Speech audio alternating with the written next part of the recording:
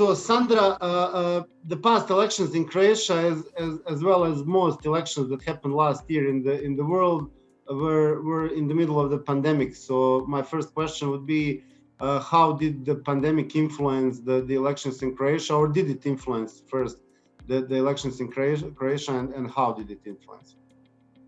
Of course, it has influenced elections. It was one of the main topics of the elections, and of course, there was also an issue whether the elections should be even implemented in the time of the pandemics, or there was this possibility that we postpone it for for early autumn. But the ruling party, HDZ, of course, decided to have elections in July because it's most convenient for them. Because their election body actually stays at home, doesn't go, either to the coast or somewhere else. So, and they're very disciplined. So it was more convenient for them that we have elections in the middle of the summer, which is in any other case, practically impossible, because we usually have this tourist season, but last year we didn't have normal tourist season, of course, due to pandemic. So elections were kind of, there were even questions posed by some political parties whether these elections are regular, because many people were discouraged about going to the election polls because of the risk of COVID. So I would say yes, it influenced even on the issue and perception of regularity of the elections, but it was also one of the main topics. But in Croatia, we had a very a specific situation that it's not only the pandemic that was the catastrophe that hit us, but we also had this earthquake in Zagreb in March last year, and one of the main topics was the rebuilding and reconstructing Zagreb after the earthquake. So we had kind of a situation of double catastrophe, and in situation, I would say that people are more keen to choose the options that are already in power.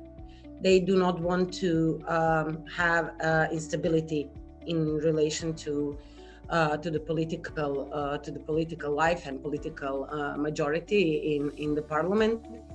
And the election results actually showed that people went, with the mainstream. They went with already established majority, and they wanted they actually didn't want to change the government in the middle of this double crisis that we had. And well, I mean, when you talk about pandemic in particular and the effects of it, how did it, in your opinion, change the pre-election campaign? Was it different than previous years or previous election cycles? Like, did you have to do different things? Like, I guess there were there were big rallies. I mean, like, the usual campaign tactics, did they apply to the pandemic time or not? And how much did it change your own campaigning or your own political? For us, it changed really a lot, because our basic political work is work on the street with people. So for us, it was a major change, and we had to completely reshape the tactics and the campaign activities. For many others, was not so much different, because most of the political parties in Croatia, they have maybe smaller rallies, but basically they are dependent on the media campaign. So, but for us, that was not even an option, because we were at that point non-parliamentary party with very small funds. So for us, the big media campaign is, something that was out of reach, let's say. So basically, what we did is that we reshaped our campaign, and from the streets, we have put the campaign on the social networks and targeted people, specific age groups that we knew are leaning towards us, and that really worked. It worked. We were also present on the streets, of course, but it was completely different. You can't really talk to people. You can't really. We were not even giving out the leaflets because of the risk of the of course transmission of the virus. So it was completely different campaign setup than the usual one that we are used to. But for the first time, on the other hand, we really had a major success and became a parliamentary party. Well, again, speaking of which, obviously, to the people who don't follow the scene in Croatia that much, the success of Možemo was pretty astonishing and a surprise. I mean, even to some people who do follow, to be honest. But yeah. Generally, my question would be it was even for me. It was also a surprise. Yeah. How do you see that? Why did it happen? What are what changed? How come that actually you made something that can be actually called almost a revolutionary success in these elections? We were, as a party, established in February 2019, and 3 months after that, we were running for the elections for the European Parliament with very low success, 2% on the national level.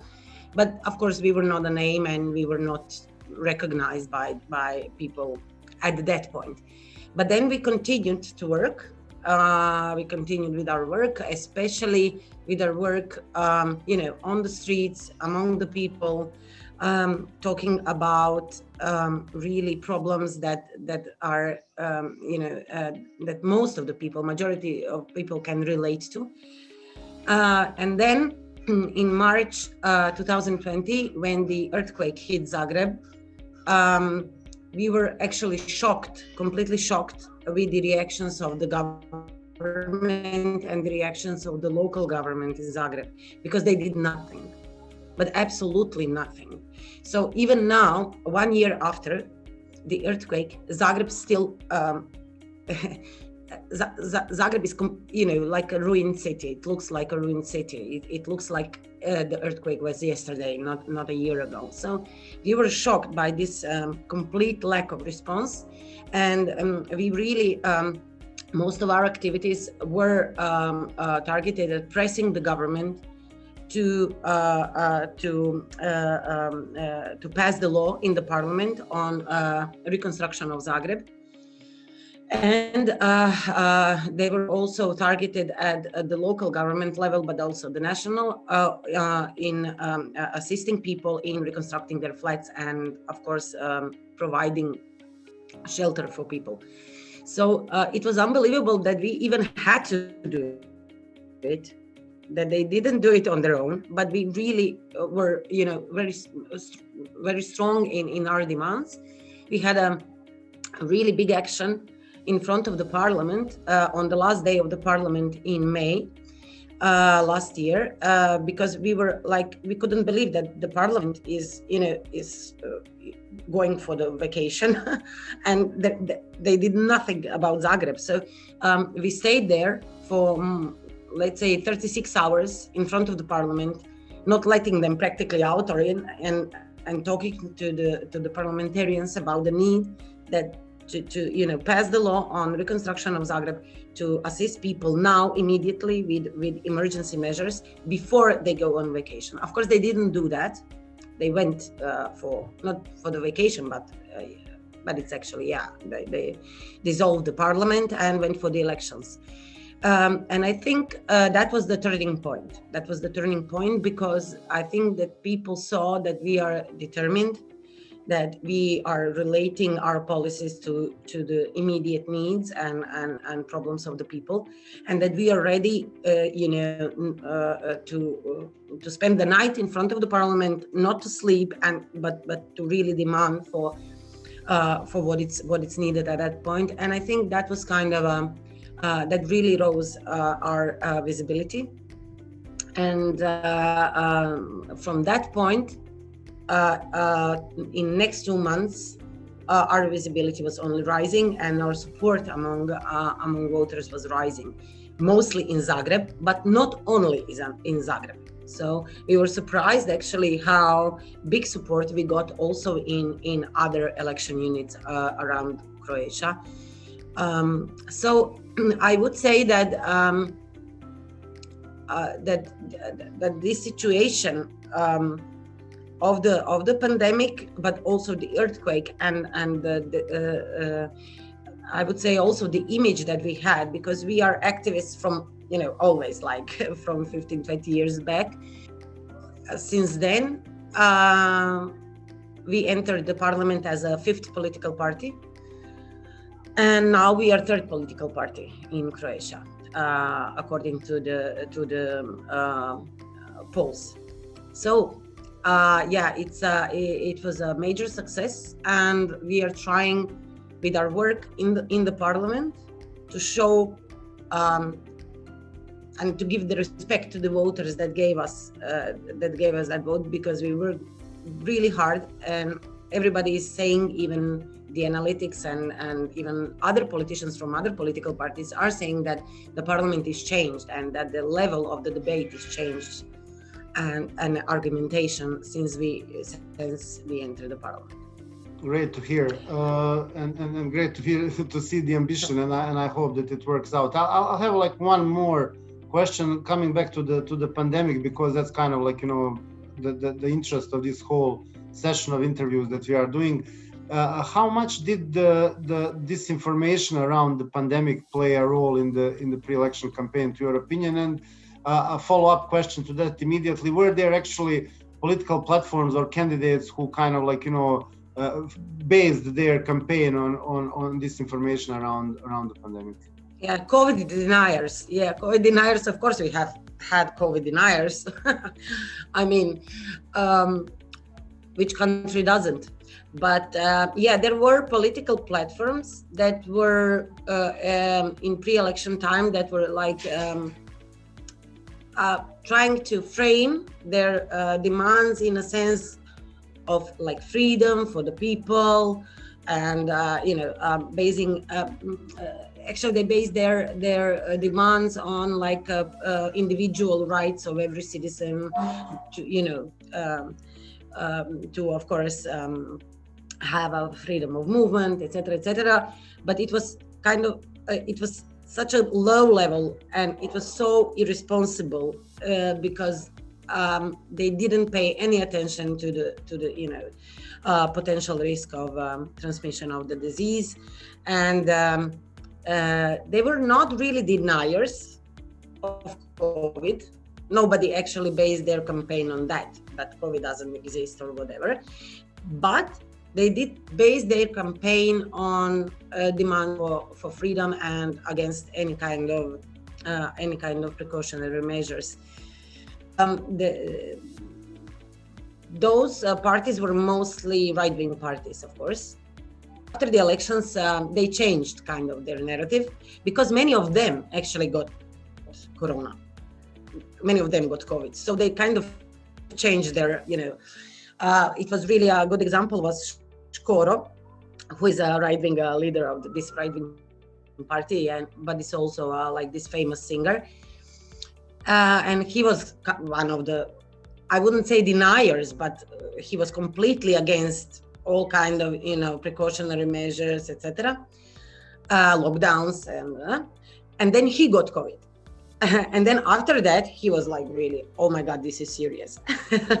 So he completely changed his point of view. Yeah, they are kind of destructive parties, I would say, but they have some kind of traction among citizens on this issue, but not a big one. I think people are now really conscious about the dangers of the pandemics, and that it's not, that it's not a game, and that it's not blown out of proportions, but that it's a really serious thing, and that maybe we even have to consider how we will reshape also our economies, how we will reshape our health systems and stronger actually support more our health systems in order to really go through these pandemics as easier as we can, because it will not stop, and it doesn't stop, and we can see it does not stop. The European Union had a complete failure with the vaccination, and we actually do not know when we will reach this target of 70% of people who were vaccinated in order to re-establish normal life